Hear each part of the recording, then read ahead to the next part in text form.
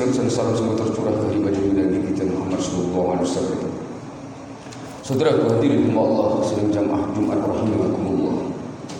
Beberapa hari lagi kita akan masuki bulan Ramadan, dan sekarang ini kita sedang berada di bulan Sya'ban. Ketika di bulan Sya'ban ini Rasulullah pernah berkhutbah.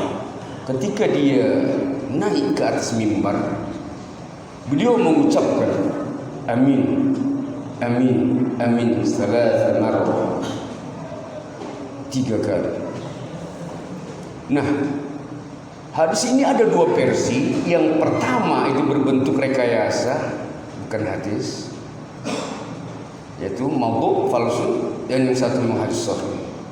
Yang akan saya jelaskan pertama hadis yang pertama. Jadi ketika Rasulullah mengucapkan amin, amin, amin khutbah di bulan Sya'ban, sahabat bertanya setelah selesai khutbah, ya Rasulullah, mengapa engkau menyebutkan amin, amin, amin salasa marrah? Maka Rasulullah mengatakan, tadi malaikat mengatakan, yang pertama,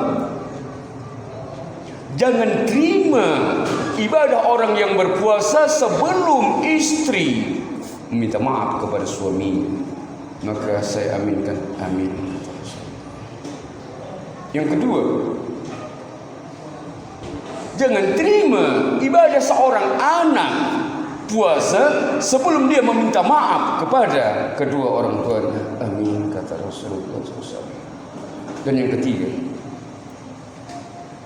jangan terima ibadah, tidak terima ibadah orang yang berpuasa sebelum seseorang sahabat meminta maaf kepada sahabat. Amin, kata Rasulullah.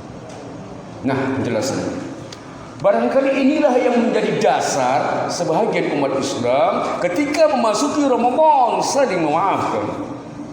Benarkah nas ini, benarkah dalil ini, rujukan ini? Meminta maaf baik, memberi maaf lebih baik. Tetapi jangan khususkan ketika Ramadan kita meminta maaf. Kenapa? Tidak ada tuntunan. Yang saya ungkapkan tadi itu adalah modifikasi, rekayasa dari suatu hadis. Itu bukan hadis. Memang karena seseorang ingin bertujuan baik, dia buat kalimat-kalimat seperti itu, redaksi seperti itu, agar seorang istri memohon maaf kepada suaminya, seorang anak kepada orang tuanya, dan sahabat dengan sahabat. Tetapi itu bukan hadis. Tidak bisa dijadikan dasar ketika masuk Ramadan kita saling bermaafan. Karena dalam Islam yang diutamakan di orang mutakin itu bukanlah meminta maaf, tapi wal afina 'anil nas, memaafkan kesalahan manusia. Artinya apa? Meminta maaf baik. Tetapi orang lain sebelum minta maaf kita memaafkan, tiada dendam. Itu lebih afdal, dan itulah kriteria seorang muttaqi. Jadi Islam ditekankan bukan minta maaf, tetapi memberi maaf, tiada dendam dan sebagainya.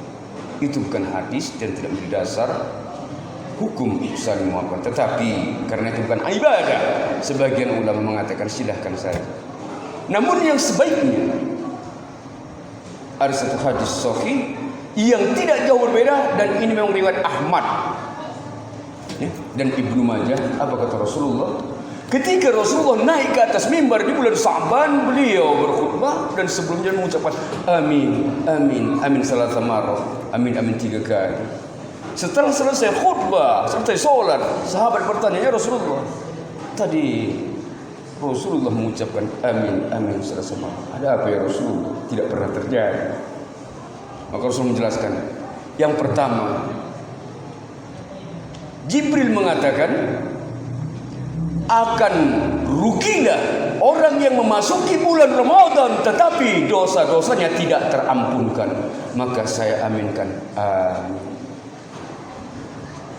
Yang kedua, merugilah seorang anak yang masih ada kedua orang tuanya tetapi tidak menghantarkannya ke surga. Amin, kata Rasulullah SAW.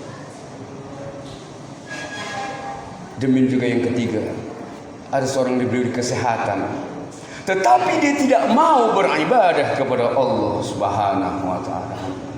Hadis sahih riwayat Ibnu Majah dan Ahmad.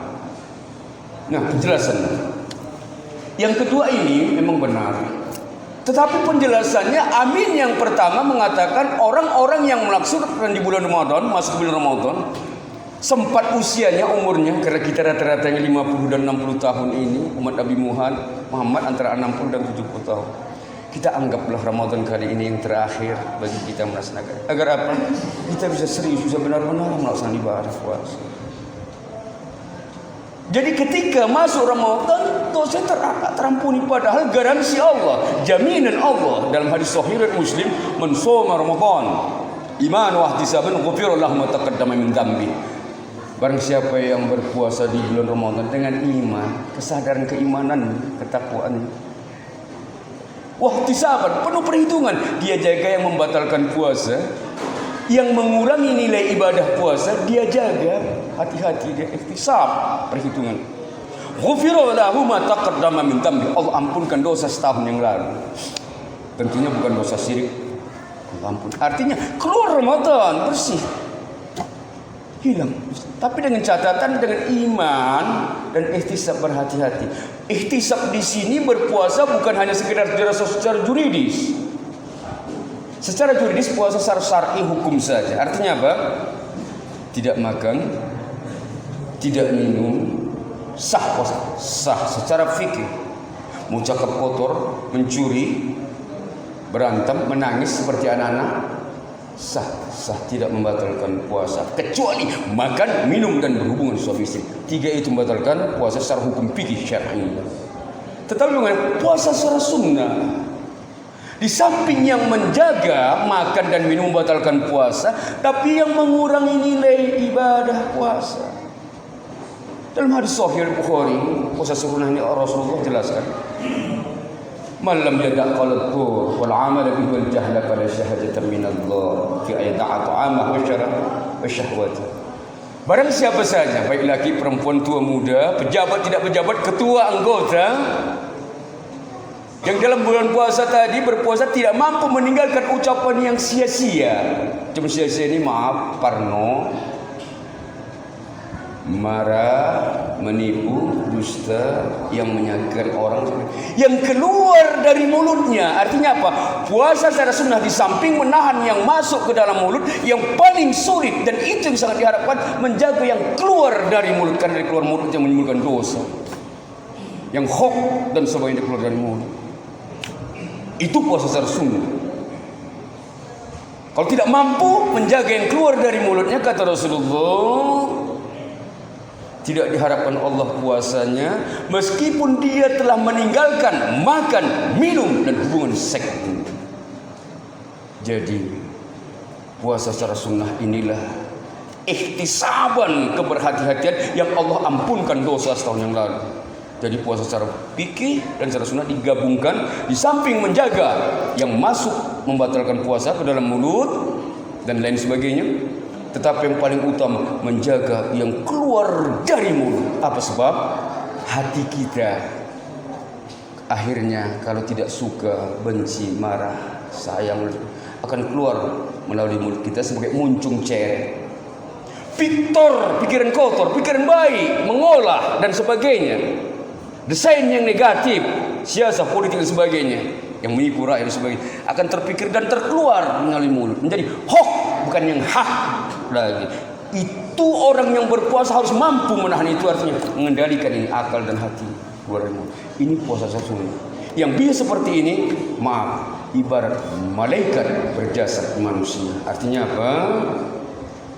Badannya manusia, tapi jiwa hatinya bersih, bak layaknya malaikat, bertasbih, berzikir, tidak makan, tidak minum, tidak berhubungan seks. Kalau malaikat wajar, dia tidak punya nafsu makan, minum, tidak suka kolak dingin yang panas, segar, tidak suka wanita cantik. Tapi namanya manusia yang bertakwa tadi, yang berpuasa, punya keinginan makan, minum yang enak-enak dan wanita cantik, wajar, normal. Tetapi karena Allah, karena puasanya, dia tahan, dia kendalikan. Ini dia puasa secara sunnah. Oleh karenanya saya katakan tadi, khutbah Nabi yang pertama tadi, amin, perkenankan ya Allah.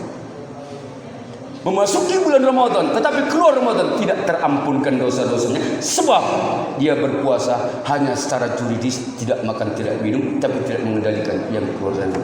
Ini yang kita tingkatkan bagi kita yang tua-tua, 56 tahun puasa kita secara sunnah.